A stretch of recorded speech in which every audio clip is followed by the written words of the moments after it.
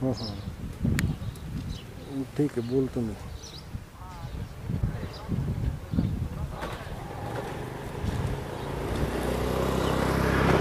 ठीक आहे.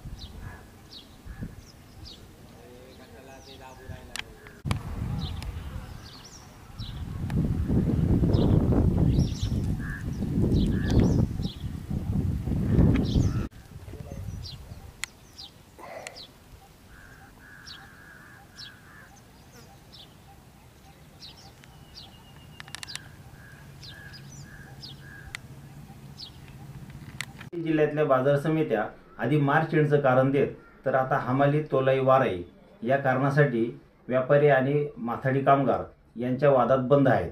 या माध्यमातून लासलगावसह नाशिक जिल्ह्यातील सर्व बाजार समित्यांमध्ये कांदा व इतर शेतमालाचे लिलाव ठप्प आहे. या माध्यमातून किमान 125-100 कोटीचं उलाढाल ठप्प झालेले आहे. कांदा उत्पादकांना आपला कांदा बाजार समित्यात तत्काळ विकणं गरजेचं आहे. असं असताना बाजार समित्या बंद असण्याचं कारण या शेतकऱ्यांना नाहक आर्थिक नुकसानीला कारणीभूत ठरत आहे.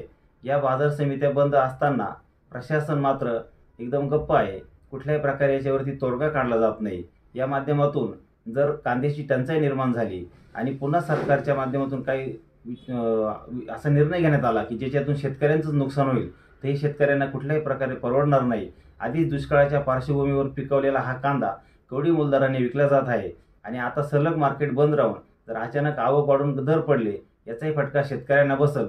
प्रशासनाने तत्काळ यावर तोडगा काढावा आणि जिल्ह्यातील सर्व बाजार समित्यांमध्ये कांद्यासह शेतमालाचे लिलाव सुरू करावे. अन्यथा प्रशासनाच्या या गोष्टीचा तीव्र असा निषेध करून मोठं आंदोलन कांदा उत्पादक संघटनेकडून उभारलं जाईल, याची प्रशासनाने नोंद घ्यावी.